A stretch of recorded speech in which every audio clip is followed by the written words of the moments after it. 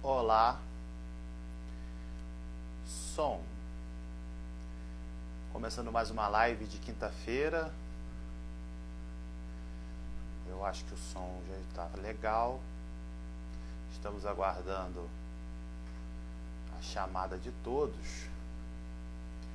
Acho que vai ser bem bacana. Sexo e luto. Ok. Seja bem-vinda, Jessie. Fica à vontade.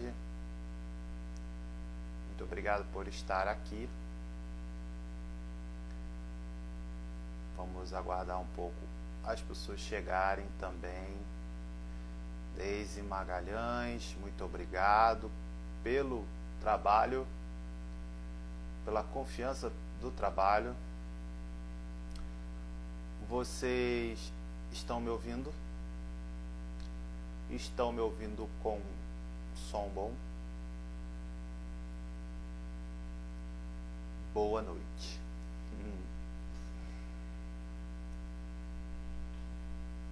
Maravilha. Ótimo, Deise. Muito obrigado. Alexandro, seja bem-vindo. Ralph, como sempre. Ralph aí, fiel escudeiro. Muito bom, Ralph. É isso aí, Ralph. Muito bem. Muito legal. Eu já vou chamar aqui pra gente aproveitar o tempo, galera. Eu já vou... Alessandra, seja bem-vinda, Cláudia. Luciana lá de São Paulo, seja bem-vinda. Alessandra.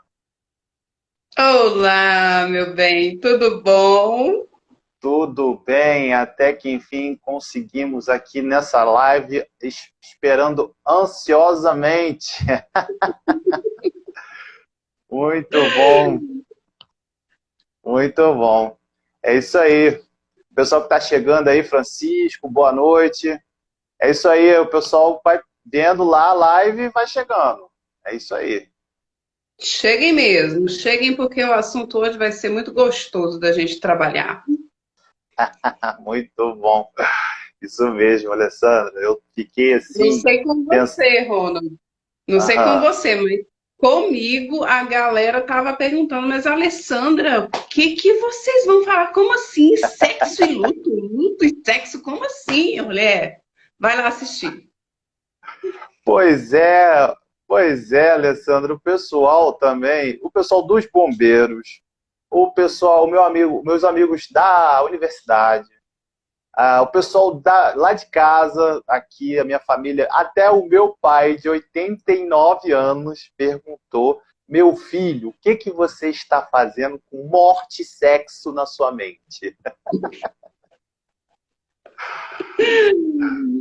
Pois é.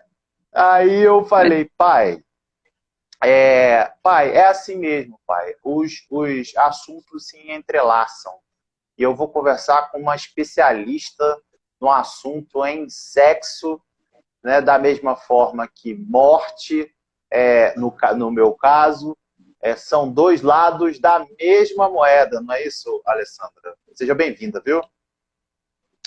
Te agradeço pelo convite, né? A gente se conheceu nesse mundo virtual e foi um presentinho que apareceu para mim, que a gente perpetue essa nossa parceria, essa nossa amizade, né? E como você falou, de fato, né? Até o primeiro momento em quando a pessoa visualiza falando sobre luto e sexo, o que que pode ter, mas se casam sim, né? Se casam até mesmo na hora do ato sexual, né? Que a gente vai conversar um pouquinho aqui mais tarde sobre isso. É verdade. Olha, Alessandra, eu não tenho palavras assim para te agradecer nesse mundo virtual, ter conhecido só o destino que pode fazer isso, porque eu me identifiquei muito com o seu trabalho, me identifiquei, para além disso, me identifiquei com a sua personalidade e tal. A gente tem conversado muito aí, fora aí nas redes, né? Fora assim, ao vivo. E você está me ajudando, inclusive. Pô, nossa, olha, muito sensacional. E o pessoal de casa aí, o pessoal que está assistindo a live, pode já comentar, interagir. Pessoal, aqui é um lugar para a gente conversar, para a gente ficar à vontade, para a gente esclarecer as dúvidas. É claro, a gente tem uma formação, a Alessandra tem uma formação aí de psicologia, né, com a especialização em sexologia, mas no meu caso, eu tenho a especialização em cemitérios, em morte. Mas, pessoal, é para ficar à vontade, tranquilo, é uma conversa. É claro que a gente vai trocar as experiências aqui, vocês aí de casa, a gente aqui da live, e principalmente também a Alessandra, que eu sei que tem muita coisa aí, Alessandra, para falar sobre isso, certo? E eu já vou de cara te dar a palavra aí, tá bom, Alessandra? Se você quiser ir falando o que eu vou deixar aqui para você, você já pode ir pensando também. Alessandra, eu estava pensando numa situação bem inusitada, sabe? Que, enfim, não só as minhas experiências comprovam isso, e aí eu parto aí para uma questão psicanalítica também, que antes de você aplicar as técnicas nas pessoas, né, você também se observa e se conhece e as técnicas também dão certo com você. Isso era com Sim. Freud, era com Melanie Klein, enfim.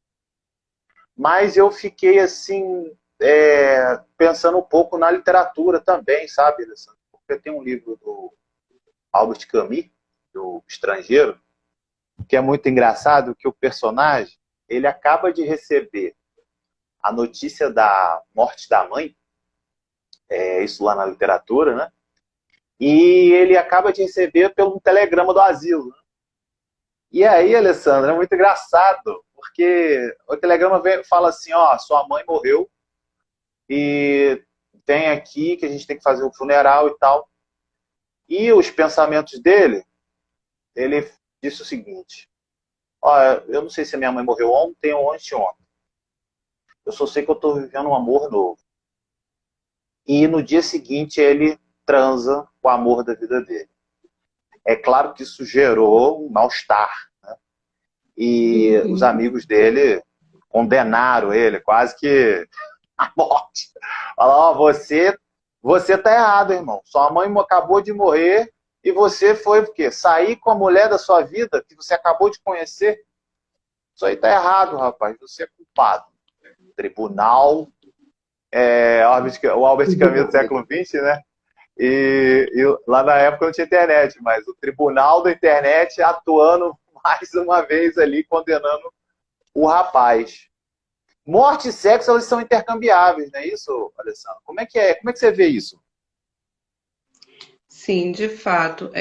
Quando se fala, né, no assunto morte, a primeira coisa que vem na cabeça da gente é acabou, fim.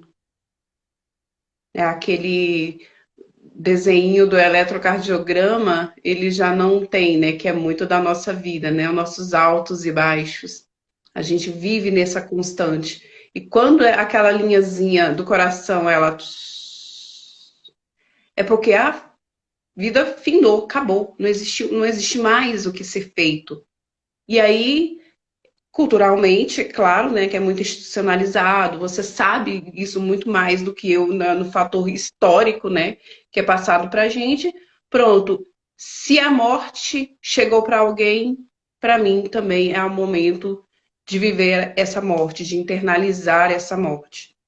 Eu dentro do consultório, a gente vê, né, entre grupos de estudo, a gente vê que quando, muitas vezes, muito no casal, quando um dos pares morre, pronto, acabou a vida para o outro também, né? O outro não se permite amar, não se permite viver, não se permite fazer mais nada. Por quê? Porque aquela frase que muitas vezes é dita lá no altar, né? Até que a morte vos separe, ela é muito vivenciada, né? E aí não é permitido para mim mais nada, nenhum prazer, nenhum prazer e muito menos o prazer do sexo. Né? Então, por isso esse julgamento, por isso essa condenação que as pessoas trazem para a gente de não poder ter nenhum prazer depois que há um falecimento, a morte, o encerramento de uma vida de uma pessoa qualquer na nossa vida. Entendi. Eu E a literatura, fiquei... Aham. o Pode que eu falar. gosto muito, o que eu gosto também muito é porque, assim, eu também sou formada em letras e eu gosto muito Ah, que a é? literatura é... Aham. Mas eu não tinha te Pô, então falado eu isso, falei... né? Mas eu esqueci. Por isso que eu baixei, eu lembrei do Albert Camus eu, não, eu vi em algum lugar que você era formado em letras, só que eu esqueci. Eu fiquei com sexo na cabeça. E é interessante isso. Bacana isso. E a literatura traz muito desse lado da psique, né? E um lado de poder possibilitar o sujeito à interpretação, segundo ele, porque o real, o verdadeiro que o artista produziu, né? Seja numa música, seja numa tela, seja num poema, seja de qual for manifestação artística, eu nunca vou saber real o que foi que o artista sentiu ali. Mas ele nos Sim, dá essa possibilidade, né? Ele nos presenteia com essa possibilidade de eu poder vagar com a minha cabeça, vagar com a minha imaginação e interpretar da minha forma. E ressignificar muitos pensamentos meus também, né? exatamente. Alessandro, eu fiquei pensando aqui que a interpretação, acho que interpretar é fundamental, porque você lê, né, uma livro de literatura e tal, você vai ver que você está lendo e você está trocando ali com o autor a sua própria imaginação, e a sua imaginação está no corpo também. Então você está sentindo aquilo ali também, né? Eu fiquei pensando ali Sim. no personagem do Albert Camus, né? Que para ele não estava fazendo nada demais, mas ele sentiu um certo pesar, porque afinal de contas os amigos dele estavam ali julgando ele, né? Por ele ter transado depois da morte da mãe. Acharam esquisito, né? Mas assim, um outro tipo de morte que eu estava pensando e tal, é a morte nos consultórios. Você deve ter pego aí, porque o que acontece? A gente fala de morte do cemitério e tudo mais, mas eu sei também que a gente pode... Os franceses, assim, eles são categóricos. Eles falavam assim, ó, depois do sexo vem o luto. Eu não entendia isso, né? Como assim, gente? Se o cara acaba de transar, gozar, acabou de gozar, celebrar a vida, certo? E depois os franceses dizem que é um petit mort, que é uma pequena morte, né? Eu, aí depois que eu estudei a morte, eu fiquei assim impressionado que realmente é o que acontece, sabe, Alessandra? Tipo, ele tem uma pequena, aquele relaxamento, né? E cada um vivencia esse relaxamento de formas variadas. No caso, me parece também que as mulheres ou os homens, eles tratam isso de diferentes formas e acabam desaguando isso num consultório psicológico, não acaba? Sim. Como a gente estava falando, né? Quando a gente começou a conversar, né, sobre como casar nossas áreas, né, como a gente poderia É, produzir um assunto legal e a gente entrou nessa dinâmica, né, a morte após a relação sexual. Gente, quantas coisas que morrem após o ato sexual? Será que a galera aqui já parou para pensar em o que acontece, o que morre depois do ato, depois do gozar, depois do orgasmo? sensacional. A gente só vê, é igual você falou, é como se a gente estivesse celebrando a vida, né? Celebrando o ápice. Pá! Mas muita coisa se acaba, muita coisa se encerra, né? Decepções se encerram, expectativas se encerram, né? O próprio esperma se encerra, É, o corpo desfalece, literalmente o corpo desfalece. Quando a gente estava falando e você falou assim, ah, mas o homem, Alessandra, muitas vezes, quando termina o ato sexual, ele vira pro lado e ele quer dormir, pronto, hibernar. Aí eu falei, verdade. mas isso acontece com o público feminino também, né? Meu corpo Também. relaxa de tal forma que eu também preciso de Ah, não quero mais nada. Quero dormir, quero descansar, quero recuperar a minha energia. Isso é Então, muito bacana. Isso é muito a bacana. morte depois do sexo. Né? É. O pênis ele não permanece ereto, né? Ele está ali cheio de punção de vida no ato, né? Até antes do gozar. Porque ele está ali irrigado, ele está ali produzindo, ele está ali na dinâmica de falar, de trazer para a mulher o maior prazer. Muitas vezes, sim, até também trazer a questão do prazer mais voltado para ele, né? Aham. Mas até o pênis, ele morre. E tem pênis que Sim, morre antes. Tem pênis que morre antes, né? Antes da relação começar. quer dizer, é aquela expectativa que você falou, também um tipo de morte, a expectativa do futuro, né?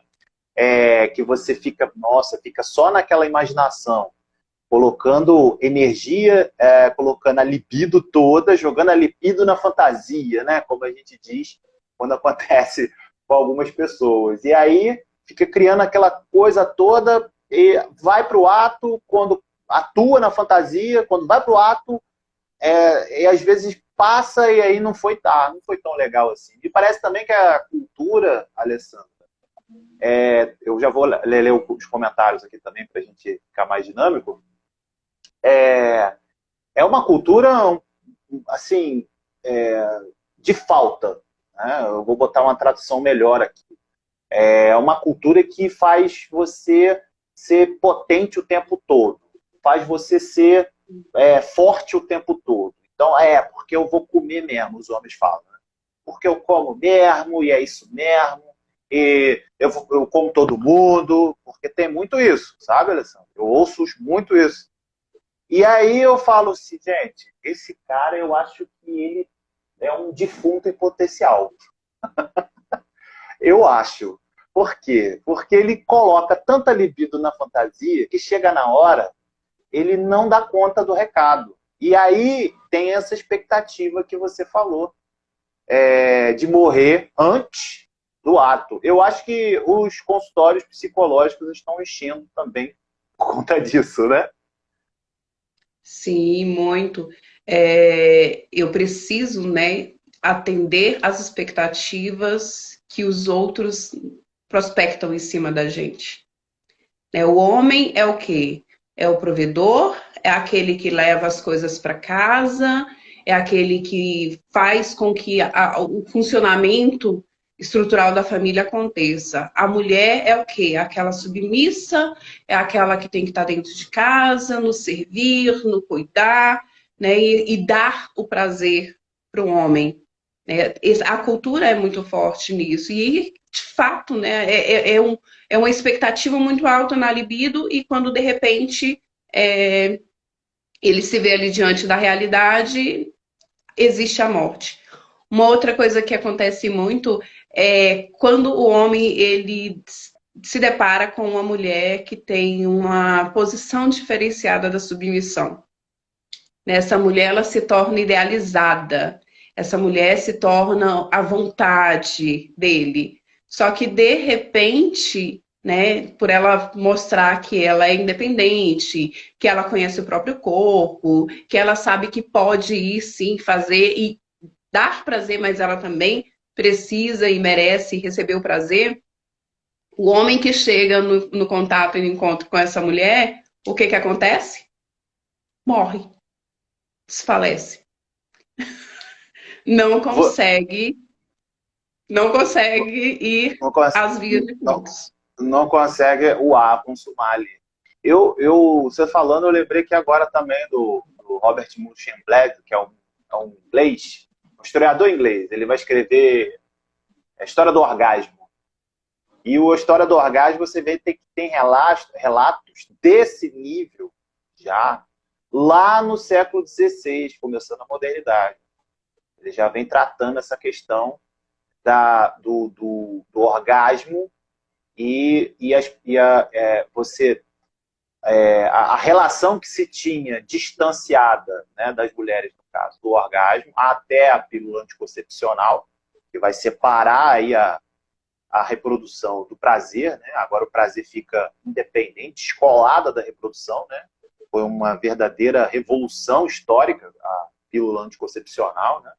Mas me parece que também o jogo foi nivelado, sabe?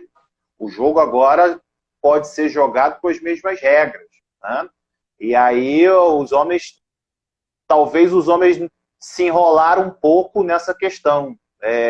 De agora, tem bastante tempo que a gente está aqui dando prazer conforme a gente quer, e agora a gente não pode mais demandar essa situação mais, porque agora o jogo mudou, né? A partir dos anos 20, 30, 40 do século XX e partindo para frente, principalmente depois da Segunda Guerra Mundial, onde a pílula anticoncepcional dá um boom, né? Aí essa concepção histórica, Alessandra, ela meio que me enrolou os homens até hoje. E aí eu não sei, você tem mais homem ou tem mais mulher nos seus consultórios psicológicos, e se isso tem alguma coisa a ver do que eu estou falando aqui? É um misto, é misturado, é muito dinâmico, né? Dentro do consultório, a procura, né? Mas assim, cada dia que passa, a mulher ela tá conseguindo perceber que ela pode mais e quer quebrar certas barreiras, né, que foram impostas. Teve um rapaz que acabou de publicar aqui uma pergunta sobre o fetiche, né, que foi colocado hoje muito no mundo como fetiche pelos pés, né, se isso tem algum embasamento histórico. Falei, tanto tem embasamento histórico como perpetuou, né, e perpetuou nesse sentido da mulher antigamente ela não poder se permitir, né, as vestes eram todas, né, a mulher ela era muito bem trabalhada nas roupas, o espartilho e tudo mais, colocando aquela cintura para poder mostrar que ela também era um produto, ela era vista como dessa forma, como produto, de que aquela dali tem ancas largas, aquela dali ela é boa para reprodução. É uma possível mulher para poder me dar o meu primogênito, né? Daquele que vai perpetuar a minha espécie. E aí, o que acontece? Se vestia toda a mulher e aí ficava simplesmente o pé. E claro, o homem, ele é muito visual, né? O homem, se uma mulher entra nua, se uma mulher entra de calcinha e sutiã, se uma mulher entra de calcinha e camiseta, se uma mulher entra totalmente vestida, se a libido dele tá alta, não importa o que ela tá vestindo. O desejo dele já é real, já acontece e ele já vai estar pronto para o ato. A mulher já não é desse jeito, né? A mulher ela precisa de um estímulo, ela precisa ser trabalhada. E nisso a mulher ela não se permitia, ela não conseguia fazer com que isso acontecesse, né? Não, eu não posso.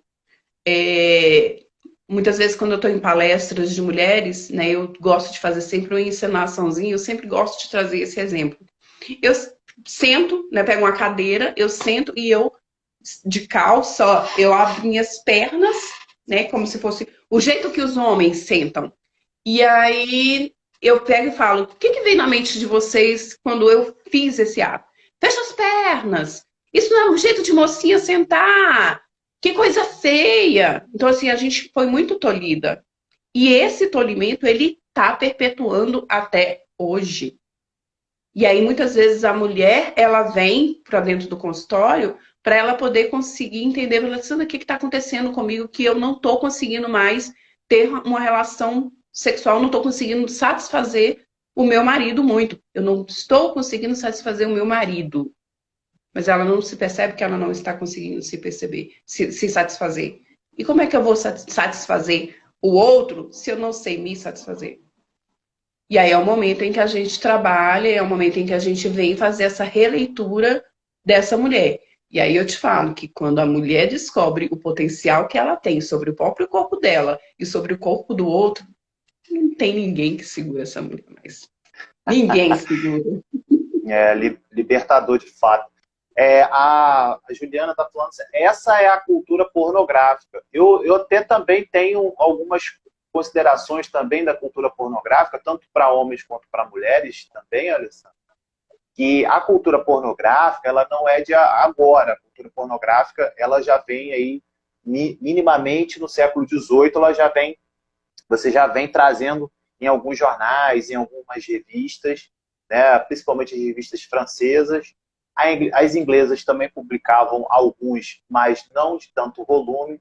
Na Holanda também, durante o final do século XVIII, também havia publicações de revistas pornográficas, o que comumente a gente chama de pornografia hoje, né?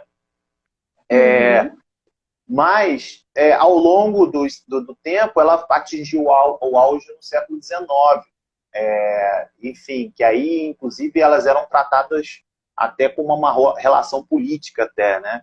Tem relatos do século XIX aqui no Brasil Império falando que o que tem o puteiro, ele também a capital do Império. Tem citação assim, porque dizendo, se relacionando justamente ao fato do Rio de Janeiro e a Câmara dos Deputados ser um puteiro. E aí as profissionais do sexo, elas se resvalavam falando exatamente isso, né? De que os deputados seriam mais pornográficos do que elas, né?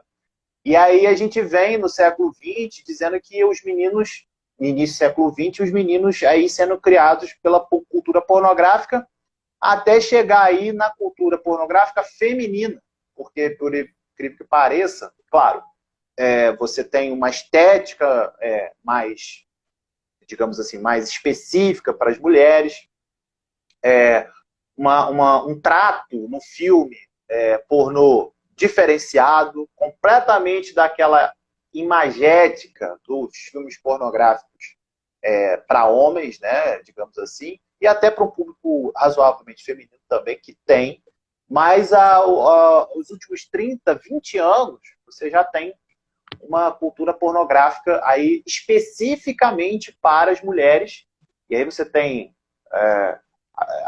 Full HD, você não tem a câmera indo lá dentro da vagina da mulher, você não tem isso, você tem uma coisa mais distanciada, né? Você não tem performances, né? Caras e bocas, não, é uma coisa mais branda, bem mais imaginativa, né? Claro que você tem os corpos nus ali, mas você não tem aquele zoom na câmera, né? Tem público feminino que assiste filme pornô, não é, Alessandra? Tem, e eu estimulo. Eu estimulo tanto o filme pornográfico quanto os contos eróticos, né? Sim. Para que eles possam entender e ver qual é a realidade.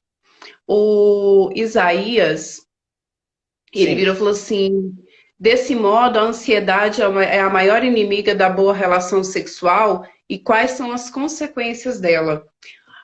A cultura pornográfica dos filmes, eles fazem muito com que os homens, e muitas vezes a própria mulher também, ela se encaixa nesse padrão de ansiedade aqui. Né?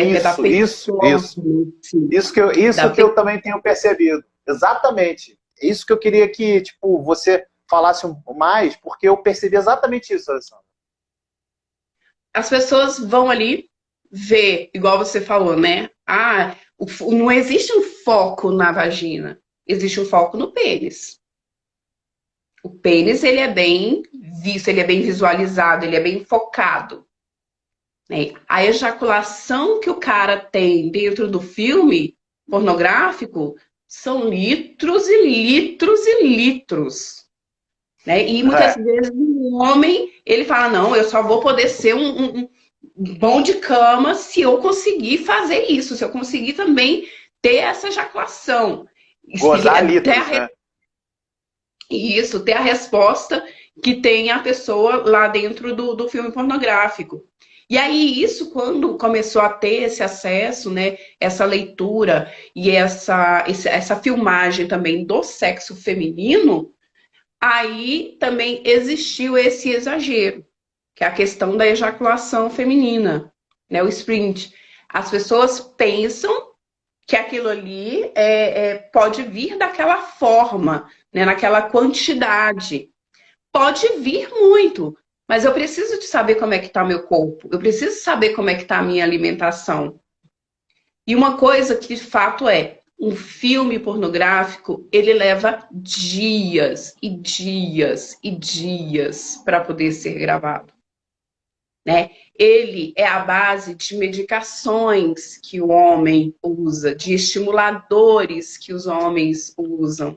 Então, assim, da mesma forma que aquela novela Tieta do Agreste, ela foi algo imaginado, algo criado, algo da arte, né? O filme pornográfico também tem essa parte artística, essa parte de virar e falar assim, não, eu tenho que puxar a pessoa para mim e eu tenho que prender.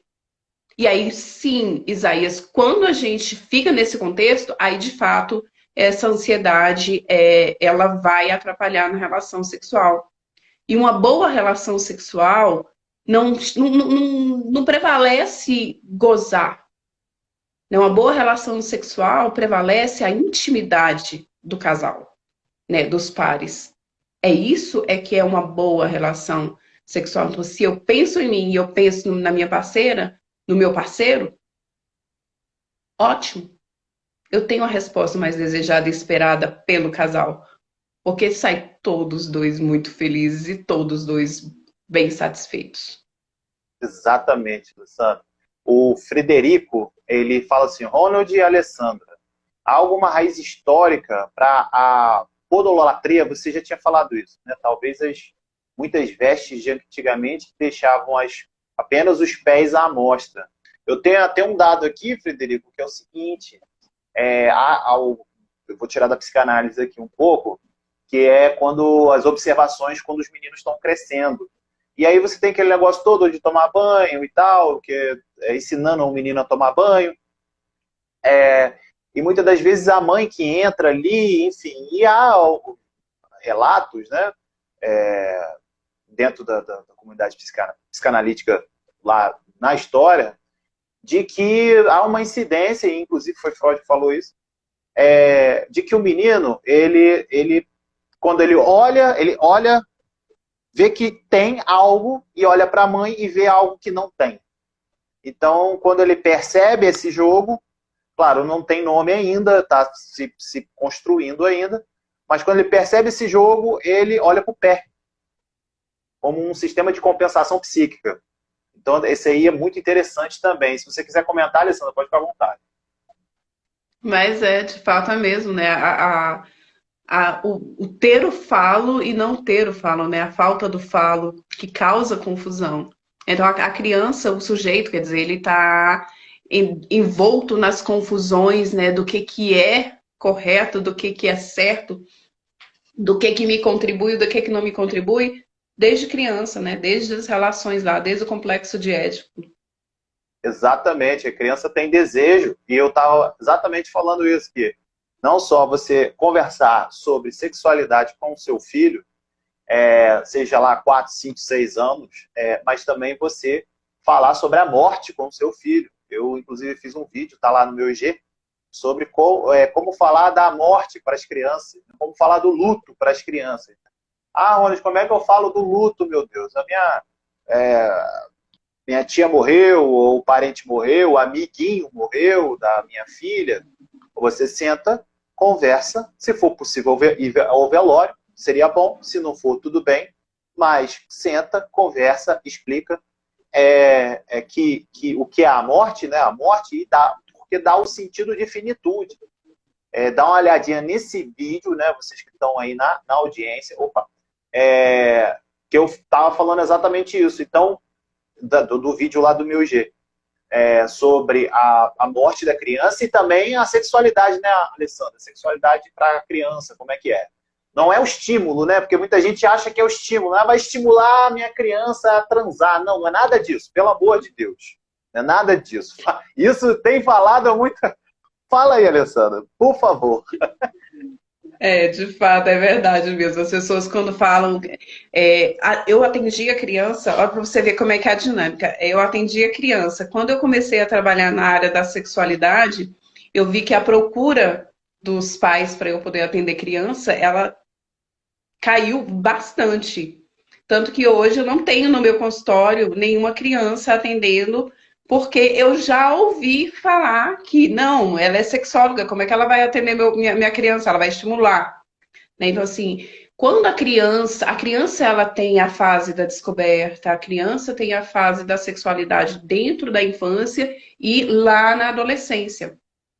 E a pessoa, ela precisa sanar a dúvida da criança, né? Então, assim, muitas vezes a criança vem com uma pergunta tão simples, só para poder saber como é que ela nasceu, e aí a mãe já vem, ai meu Deus, eu vou ter que falar que eu tive a relação sexual, que foi dessa forma, que... Não, olha, você nasceu lá no hospital, por quê? O que está acontecendo?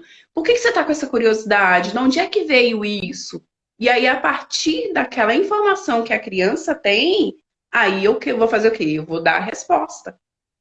Né? Eu tô com um vídeo no IG falando sobre o diálogo. Né? O que falta na nossa sociedade, no nosso mundo, nas nossas relações, é o diálogo, é a conversa, é saber falar e saber escutar. E muitas vezes, como a gente estava conversando, né, quando de sexo e luto, muitas Sim. vezes as relações sexuais, elas se findam porque eu também não sei conversar, eu não sei É, dialogar, eu não sei é. expressar aquilo. Não, mas se eu falar, né, como é que eu vou falar? E aí vai que eu falo e ele nunca mais vai querer me ver, ele não vai dar o oi amanhã no dia seguinte. Né? Porque a mulher ela fica muitas vezes calada, porque, infelizmente, pela nossa cultura, por tudo que é institucionalizado, que a gente precisa ser submissa e que o homem está ali para poder comer, né, se saborear da carne, É. a mulher ela fica calada. Ela não se permite falar para o outro aquilo que não está legal, aquilo que não está bem. E falando em conversa, o Isaías comentou Fala. aqui mais assim, eu não estou conseguindo subir mais ele para eu poder falar, mas ele falou Aham. assim que os adolescentes de hoje eles estão mais fadados a essa cultura pornográfica, então eles vão ter muitos problemas. Sim, vão ter problemas. Se os pais e os cuidadores não verbalizarem, não derem essa abertura de tirar essas dúvidas, de falar que aquilo ali é uma fantasia. Eu gostei muito dessa palavra, né? É uma fantasia, não é real. Então, se não é real, eu preciso saber o que que é real. Então, como é que é gozar? O que que é que eu posso fazer, né? Ah, eu vou ver a mulher ejacular daquela forma? Não, não vai ver. Ou pode ver se a mulher se conhecer e se você também souber estimular o ponto ideal, o ponto certo, para que ela se realize, para que ela se satisfaça, para que ela ejacule. É igual o homem, né? Quando ele não consegue ejacular, não consegue ter uma ereção, você que é homem, qual é um dos primeiros pensamentos que vem quando na relação o homem ele não consegue ficar ereto para poder dar prazer para a mulher? Ou é morte na certa. Morto movimenta alguma coisa?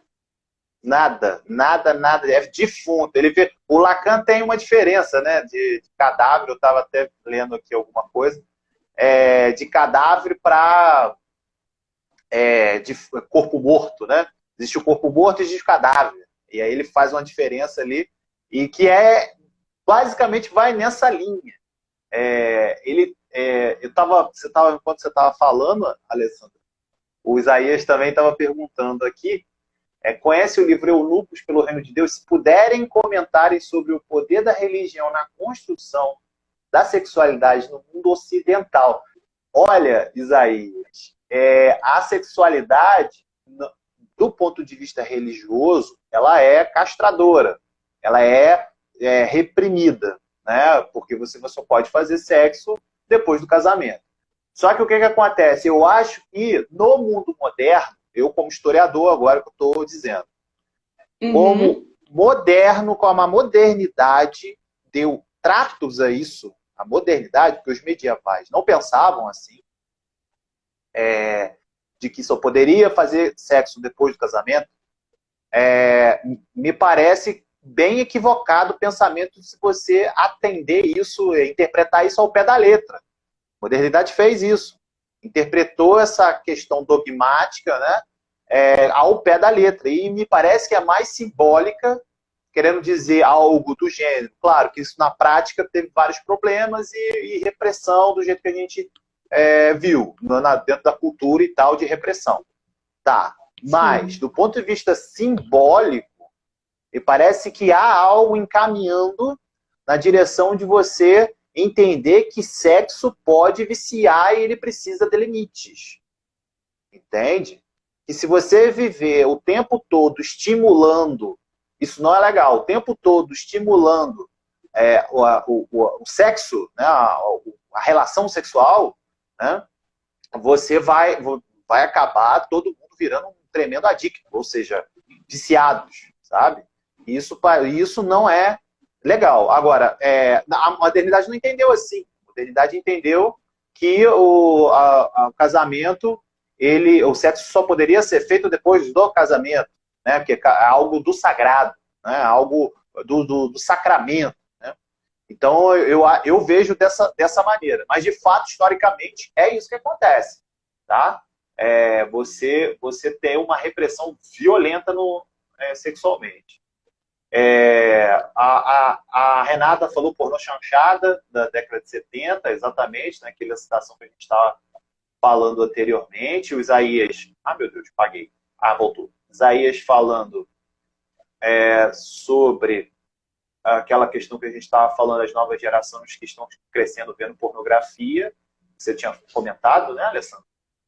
A Fran, o diálogo é primordial. Hoje eu converso com meu filho, que é homem. Coisas que eu não conversava com meu pai. De fato, né, Alessandra? De fato, hoje a gente tem uma geração que minimamente ali, pelo menos, está conversando com seu filho as questões sexuais. E aí se vê na volta aí das opções de você, como que dá tratos a isso, né? E uma coisa legal, Ronald, é que eu passo na minha vida experiências traumáticas no passado, e se eu ressignificar, né, se eu verificar e olhar de uma forma diferente e ver, não, eu não quero que a minha próxima geração venha viver isso, né, eu quebro aquela questão da transgeracionalidade, né, de ficar passando comportamentos e comportamentos inadequados de geração em geração. E é uma coisa que eu estou gostando muito, né, de ter essa possibilidade de ver isso hoje em dia, dos pais poderem conversar, né, explicar, ter essa liberdade de falar, nós vamos sim, como é que é assim, é assado, olha, você tem isso sim, você pode saber até agora, até aqui, mas quando você tiver uma certa maturidade, você vai saber mais, você vai conhecer mais, e eu estarei aqui para poder te ajudar. Porque quando o adolescente ele vai para o mundo, né, ele começa a entrar na dinâmica de deixa eu ver qual é o grupo que eu pertenço. Para que eu vim para essa terra? Isso são questões tudo internas que muitas vezes eles não elaboram de uma forma bem delimitada. Mas eles vão buscar na rua qual é o grupo que ele pertence. Sim. Por quê? Porque eu olho para dentro de casa e falo, nossa, meu pai faz isso, nossa, minha mãe faz aquilo. Então, assim, aquele olhar da fantasia, né, da idealização do rei e da rainha, eles deixam de existir. E aí o que vai acontecer? Eles vão para a rua e eles vão tentar se achar, se encontrar. E se eu não tenho essa abertura dentro de casa, são os meus coleguinhas na rua, são as revistas que vão dar essas informações que o adolescente muitas vezes precisa. E aí, muitas vezes, vão pegar a informação de forma que totalmente equivocada, totalmente truncada. e que vai trazer consequências ruins. É igual ao que a Lorena está falando. E se não buscarmos as informações corretas com o profissional, cometeremos os mesmos erros que nossos pais cometeram conosco. Assim, essa conscientização ela é muito importante para que a gente possa fazer com que não haja, de fato, uma morte de idealizações, né? E mortes que muitas vezes, dentro do meu consultório, Ronald, eu vejo acontecer muito de eu me privar totalmente das relações. Então, assim, eu sofri, eu me decepcionei, eu me machuquei, eu não tinha uma estrutura. Então, para mim, a melhor coisa para poder fazer, não, deixa eu construir aqui um mecanismo de defesa para mim e vou bloquear qualquer aproximação de qualquer pessoa, né? É o que eu falo. Sim. Eu preciso, quando a gente fala da morte, né? Eu preciso viver o luto até dentro do relacionamento que eu acabei de ter, né? Tentar entender o que foi que aconteceu nesse processo, para quê? Para que o meu dedinho não seja podre e eu escolha o próximo parceiro com as demandas e os defeitos, tanto os meus quanto os já reproduzidos na minha vida. Então, assim, é preciso eu saber definir o que é que não deu certo, o que eu preciso modificar, o que eu preciso ressignificar para eu poder me abrir novamente e não me fechar completamente. Porque aí o dedo podre dá essa sensação de impotência total dentro dos relacionamentos. Quer dizer, Alessandra, aquela questão de você ser conduzido pelo seu sintoma, né? Quer dizer, o dedo podre é isso. O cara, ele e a mulher, ele repete, cada vez que ele repete, mais sofrimento. Uma hora ele vai virar cadáver. Uma hora ele vira cadáver. Morre de vez. Estou dizendo aqui, Alessandra, que além de psicólogo, você é Masterchef, hein? Eu vi aqui, hein? Muito bom, hein? São as minhas amigas aqui de Águas Claras, as minhas amigas aqui de Brasília, que a gente tem o nosso grupinho e elas estão aqui me prestigiando. Beijo para vocês. Eu vi aqui, eu quero também, eu quero essa comida aí. Por que a mulher demora tanto a descobrir o prazer? A gente falou alguma coisa da cultura, mas eu quero também te ouvir aí, Alessandra, porque, de fato, a questão da cultura está imbricada aí. Mas também eu vou jogar talvez uma provocação aqui. Parece que tem realmente, no psiquismo das mulheres, parece que tem um quê aí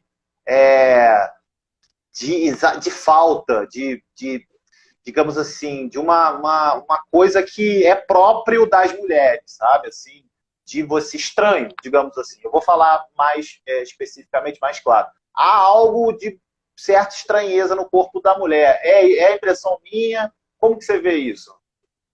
Vou dar uma de psicóloga aqui agora. O que você quer dizer com estranho? Explica mais um pouquinho esse estranho. Muito bom. Muito bom. Muito bom, porque no caso dos homens, eu vou responder por mim, e não sei se eu estou representando, porque a gente tem uma crise de classe dos homens, né? Uma crise de masculinidade, eu vou ser bem claro aqui, inclusive eu estou até escrevendo um artigo aqui no livro que a gente vai lançar aí daqui a pouco do Jairo, que ele está organizando junto com o Marcelo Medeiros, o pessoal que me segue aí já está conhecendo já melhor. Que é exatamente isso, o livro se chama A Crise da Masculinidade. Mas eu vou responder aqui por mim, sabe? Eu vou responder por mim aqui dizendo o seguinte, que realmente há uma diferença entre homem e mulher, no meu caso, e que o corpo da mulher requer um pouco mais de trabalho, né? Eu vou ser sincero, Alessandra, a gente, homens, tem uma dificuldade com o corpo das mulheres, de manejar o corpo das mulheres, sabe? Então, nisso a gente estranha. A gente quer, às vezes, já algo tudo muito fácil, sabe, Alessandra? Pô, se eu apertar esse botão aqui, ó, vai funcionar. Quer ver que ela vai gemer pra caramba? Ó, deixa eu apertar esse botão aqui. E não é assim. Porque a minha você aperta o botão, aí sim, você pode ser que eu tenha um desejo e seja mais elétrico e acenda. Mas a mulher não é assim, requer um pouco mais de trabalho e nesse sentido fica estranho pra gente, né? Isso. Você trouxe uma questão muito importante mesmo, a questão da falta, né? Não existe um botãozinho na mulher como existe no homem, como eu falei, né? Uma mulher entrar dentro de um recinto, basta ela mostrar um olhar para o homem, se ele tiver disposto, ele já vai estar excitado, ele já vai estar ali pronto. A mulher não. A mulher, ela é mais de estímulo, né? Ela precisa sentir, ela precisa fantasiar, ela precisa produzir um repertório para que ela possa ter o prazer e chegar ao orgasmo e chegar ao gozar de uma forma mais gostosa. E aí a Ana Paula, né, perguntou por Uhum. que a mulher demora mais. Porque ela não se conhece.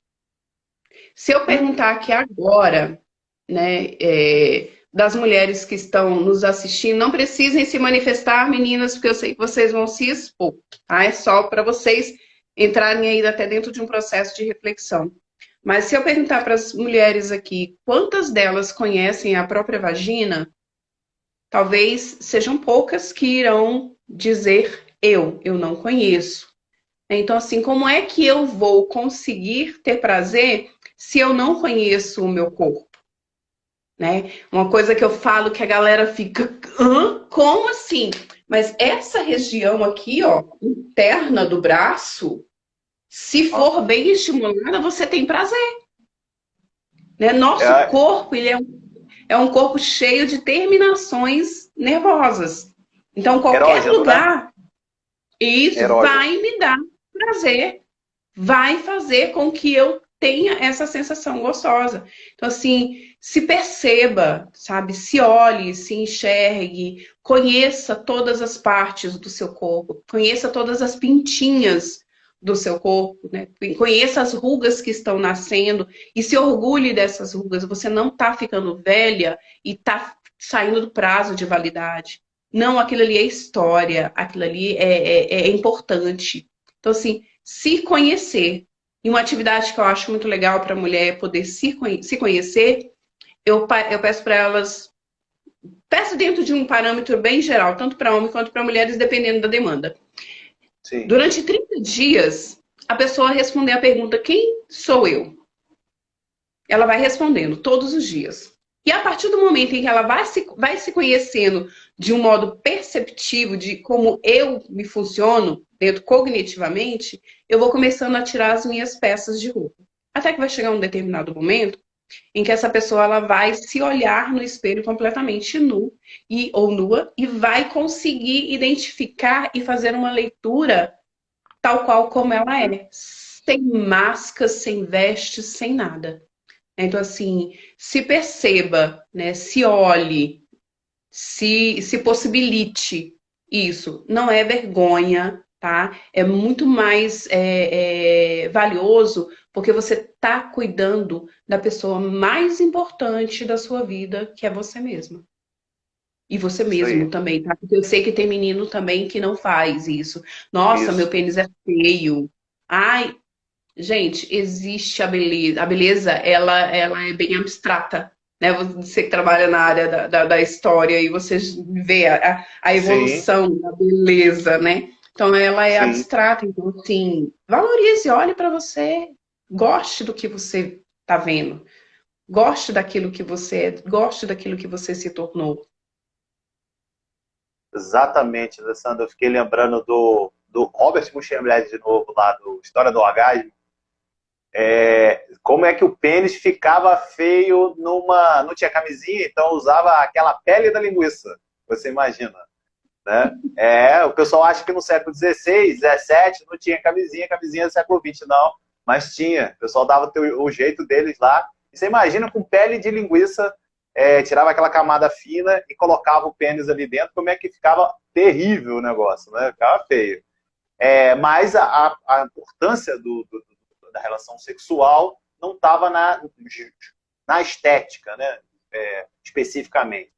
Deixa eu te falar, Alessandra, a gente está encaminhando para os finais. Esse negócio aqui passou muito rápido, entendeu? Eu nem vi nada. Olha, foi simplesmente sensacional fazer essa live com você. Falar de sexo dá prazer, e prazer é rápido, é uma curva. Foi. Exatamente. A gente conseguiu misturar prazer com dor de forma espetacular. Eu acho, né? Eu, como morte, falei de sexo. Você, de sexo, como falou de morte. Então, pô, foi assim, perfeito. Sabe? Eu agradeço muito, assim, você, eu agradeço a audiência. Não dá tempo, assim, eu queria ver todos os comentários, pessoal, mas realmente não dá demanda, é muita demanda, eu não consigo. Né? Mas a gente fica para uma próxima live. Alessandra, eu tenho que só te agradecer mesmo por essa live. A gente trocou fenomenal, assim, a troca foi sensacional. E se vocês quiserem aí também seguir lá a Alessandra, o perfil dela, sigam lá ela, porque o trabalho dela é incrível, entendeu? Então vocês sigam ela também. E, Alessandra, eu vou te dar esses minutinhos finais para você fazer o que você quiser, faça o que você quiser. Ana, mais uma vez te agradecer pelo convite, foi muito gostoso mesmo, né? Não ter esse script, esse protocolo pronto e ter essa possibilidade dessa troca, né? Faz com que as coisas sejam muito prazerosas, né? E pelo que eu tô vendo a galerinha colocando aqui, foi legal para eles, eles gostaram, né? E que a gente possa ter mais momentos desse de roda de conversa, né? E se foi prazeroso para você, para mim também foi prazeroso demais. Assim, quem precisar, tô aqui, pode contar comigo. Meu Instagram é psicóloga Alessandra Araújo, com tudo junto. E faço atendimento presencial aqui em Brasília, né? Conheci essa figuraça do Rio de Janeiro e Muito bom. faço atendimento online também, né? Então, muito obrigada e muito obrigada. E foi um prazer. Gozamos e morremos. Não é isso, Alessandra? Muito Sim. bom. Muito bom, Alessandra, muito obrigado, viu? Obrigado você que ficou aí com a gente aí esses quase uma hora, tá bom? Eu vou estar aí nas redes sociais ainda, continuamos com perdas e lutos, a gente vai falar mais um pouquinho de morte, mais um pouquinho da história da morte também, né? E a gente vai conseguir. Dá uma olhada lá na minha bio, tem o link lá do Telegram, você pode entrar lá, que vocês vão cair no meu grupo do Telegram, que lá a gente está jogando vídeos, outros textos, está falando, vocês vão ouvir muito a minha voz lá, a gente está falando de literatura, está falando de história também, as minhas narrações, o pessoal tem curtido também. Muito obrigado, tá, pessoal? Grande abraço para vocês, fica com Deus e, Alessandra, beijo para você, tá bom? Beijão. Muito obrigado. Tchau, tchau. Um abraço. Até a próxima. Tchau, tchau. Até.